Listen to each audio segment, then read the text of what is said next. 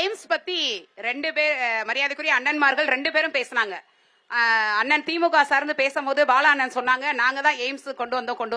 நான் இத சொல்லவே இல்லையே. நான் எதுக்கு எப்ப சொன்னேன்னு சொல்றீங்க? அவர் சொல்லல. இது நான் சொல்லவே இல்ல. நீங்க வந்து சொன்னாங்க, சரியா கவனிக்கலன்னு நினைக்கிறேன். செங்கல் மட்டும் தான் கொண்டு வந்தாங்க. சரவணன் அண்ணன் சொன்னாங்க எய்ம்ஸ் கொண்டு வந்தோம் அப்படின்னு. கொண்டு வந்தாங்க. அண்ணன் டாக்டர் ஆணித்தரமாக சொல்லுகிறேன். நாங்க டைடல் பார்க் சொன்னீங்க. இல்ல டைடல் பார்க் இல்ல டைடல் பார்க் பத்தி சொன்னாங்க. பாலா அண்ணன் சரவணன் சரவணன் அண்ணனும் டைடல் பார்க்கும் எய்ம்ஸ் முழுமையா கேளுங்க. ரெண்டு பேரும் டைடல் பார்க்கும் எய்ம்ஸும் கொண்டு வந்தோம்னு சொன்னாங்க. நான் கேக்குறேன், இந்த நிகழ்ச்சி அப்படின்றதே மதுரை மாவட்ட மக்களுக்கு நீங்க என்ன செஞ்சிருக்கீங்கன்றது.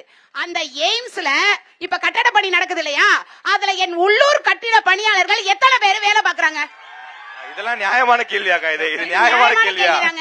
ஒரு உள்ளூர் பகுதியில இப்ப நான் கேக்குறேன் உங்க உள்ளூர் ஆட்கள் ஒரு நாளைக்கு 500 ரூபாய் கூலிக்கு வருவாங்களா? ஒரு நாள் 300 ரூபாய் கூலிக்கு வருவாங்களா? வர மாட்டாங்க. வரல. நம்ம ஒரு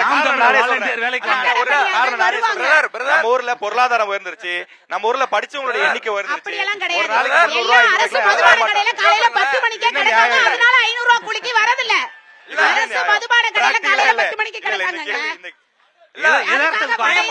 திமுக என்ன சொல்லுதுன்னா, நாங்க ஐஏஎஸ் ஆக்குறோம் அப்படின்னு சொல்றோம். டைடல் பார்க் கொண்டு வந்து நம்ம பிள்ளைங்க பெரிய சாப்ட்வேர் கம்பெனில வேலை பார்க்கணும் சொல்றோம். அவங்க என்ன சொல்றாங்கன்னா 500 ரூபாய்க்கு கூலிக்கு போகணும்னு சொல்றாங்க. இது வந்து எந்த வகையிலும் பாஜகவோட யார அமித்ஷா சொல்றாரு பாரு, பக்கோடா போட்டா கூட வேலை வாய்ப்பு வர மாட்டேங்குது. அத வந்து சொல்றாங்க அவங்க. அவங்க பேசும்போது நான் குறிக்கல. போணுங்கிறத நம்மளுடைய நோக்கம். அதாவது எல்லாரும் படிச்சுட்டு எல்லாரும் கலெக்டர் ஆக முடியாது. அப்ப ஏன் இன்னைக்கு குரு தேட்டர் வாசல்ல கட்டட வேலைக்காக நீங்க இதே மூர்த்தி அண்ணன் தலைமையில தான் அவங்க இருக்கக்கூடிய தொழிலாளர்களுக்கு நல கட்டிடம்னு நீங்க கட்டி வச்சிருக்கீங்க இல்லையா? அங்க இருக்கக்கூடிய கட்டிட தொழிலாளிகள் எங்க வேலைக்கு போவாங்க? அவங்க டைட்டில் பார்க்குக்கா போவாங்க? அவங்களுக்கு யாருங்க பேசுவா? அவங்களுக்கு யார் பேசுவா? எல்லா தரப்பு மக்களும் எய்ம்ஸ் வருது கட்டிக்கிட்டு இருக்கோம் அப்படின்னு சொல்றீங்க. அண்ணே ஒன்றியத்துல இருந்து வந்துருச்சு. ஒன்றியத்துல இருந்து நிதி வாங்கி நாங்க கட்டிட்டு இருக்கோம்ன்றீங்க. இதே பாராளுமன்ற தேர்தல்ல இந்த முன் யோசனை ஒன்றியத்துல நிதி வாங்கினாதான் நம்மளால எய்ம்ஸ் கட்டி முடிக்கும். ஏன் அவங்களோட கூட்டணி போகல? ஏன் கூட்டணி போகல? அப்ப தேர்தல் சட்டமன்ற தேர்தல்னா ஒரு கூட்டணி வியூகம், பாராளுமன்ற தேர்தல்னா ஒரு கூட்டணி வியூகம். எப்பவுமே மக்கள் நல்லனா மக்கள் நலன் சார்ந்து சிந்திக்கணும்ல. அப்படி கிடையாது. சகோதரி நிதி ஒதுக்கி நீங்க ரெண்டு பேருமே தேசிய கட்சிகளோட கூட்டணி வைக்கிறீங்க. திமுக வந்து காங்கிரஸோட கூட்டணியில இருக்கு, தேசிய கட்சி.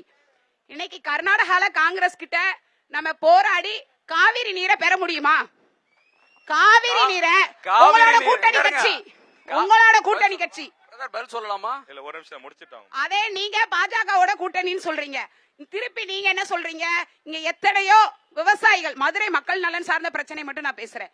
இன்னைக்கும் நெல்லுக்கான தானிய கிடங்கு இல்லாமல் சோழவந்தான் உசிலம்பட்டி பகுதிகளில் நெல்லு விதை நெல்லு ரோட்ல முளைச்சு போய் கிடக்கு. அதுக்காக இவங்க எடுத்த திட்டங்கள் என்ன? இதே கேள்வி உங்ககிட்டயும் கேக்குறேன். நீங்க ஆட்சி அதிகாரத்தில் இல்லாதவர்கள் கிட்ட கேள்வி போராட்டம் எடுத்துக்கலாம்ல. இப்ப நாங்க போராட்டம் எடுத்துக்கோம்.